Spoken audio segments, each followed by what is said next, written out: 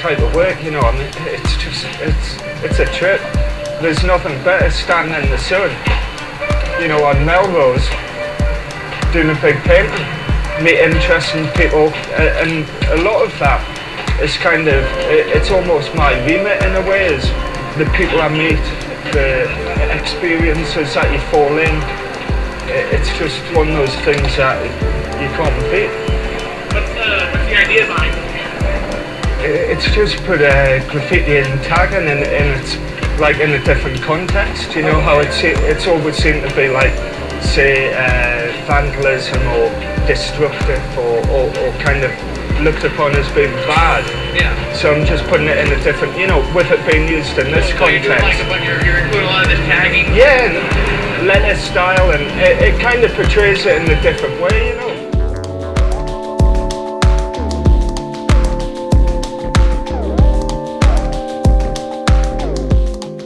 I remember doing like a dub when I was, say, 13. You know, I don't know when that would be, like 13. Was in the 80s. Same as probably everyone else in the UK when they saw the graffiti books, Subway Art come out, all of those things. Kids were looking for something, like wanted to express themselves, and that was the perfect medium. I even used to do raves and club nights, just so that I could do the flyers, and I would use graffiti writing and different hand styles on that as a way of just pushing it forward constantly.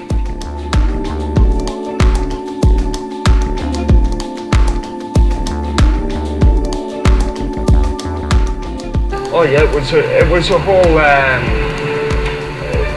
you know, those times it was just like, that's what I try and reference in work all the time, is just a kind of cross-culture influence, whether it's East, West, America, England, Japan, Europe. It's kind of, we adopt each other's cultures, and it ends up mixed up into this like interesting mix, whether it's through art, music, style, design. You know, the world's so small now that everybody adopts each other's cultures, and you come up with this like crazy mix.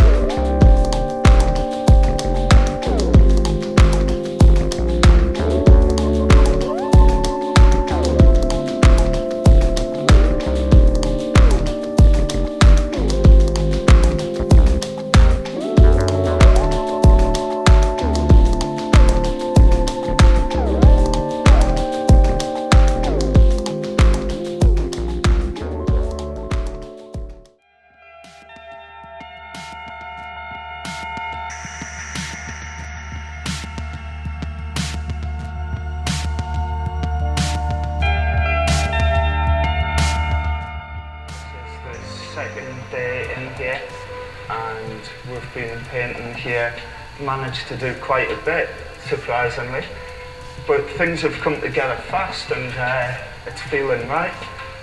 Just trying to get this big piece done, just to represent the street piece that I did on Melrose the other day.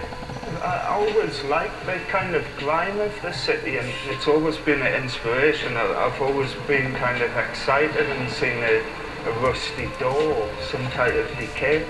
But all of that, I could never approach a clean canvas and start working. It's got to go through that process.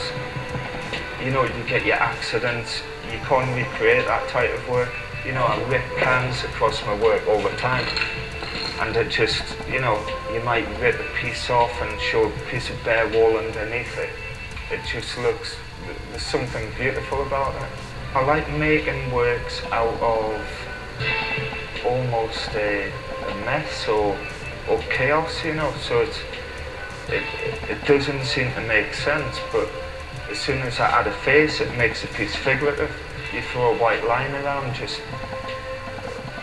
almost framing the piece, and then it turns in, you know, you're giving somebody a clue to what that is, but at the same time you cover the faces, it's almost pure abstraction.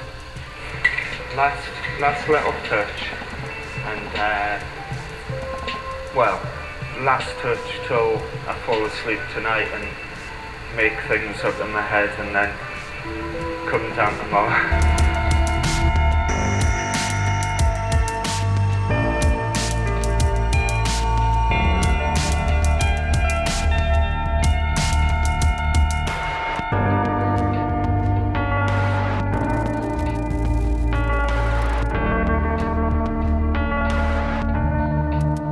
While I've worked commercially at points in my life, I've always kept it completely hush, you know, so it was it rose out of that. And not just that, you know, but I kept it quiet from friends, family, everything for years, because it's almost like a personal thing, so it was just hush, like this anonymous character, and then even friends talked about it, and then I'd be like years later, oh yeah, that's me, and they're like, oh shit, yeah, I've heard about that. Hush is the character, Hush is the person who paints, but I don't really see myself as being that important, compared to the work, even though it's probably not separated. Making art is life and consumes every minute of every day. So if people are really on it, I like to give people those clues, right?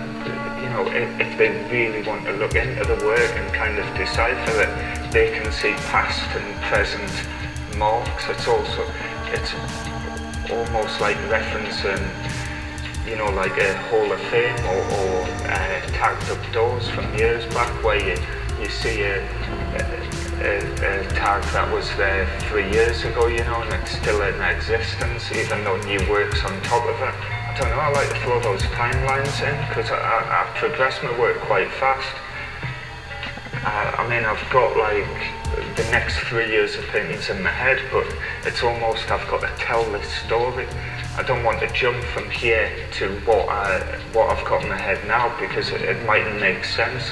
So it's almost I've got to educate the viewer, and I've got to take them through this story and timeline, which is, it's a little game with yourself as well, you know. I love it and hate it, and I finished 5 hours ago and I've done another 2 walls since, so we'll leave it as that. Last little heart, a nice one.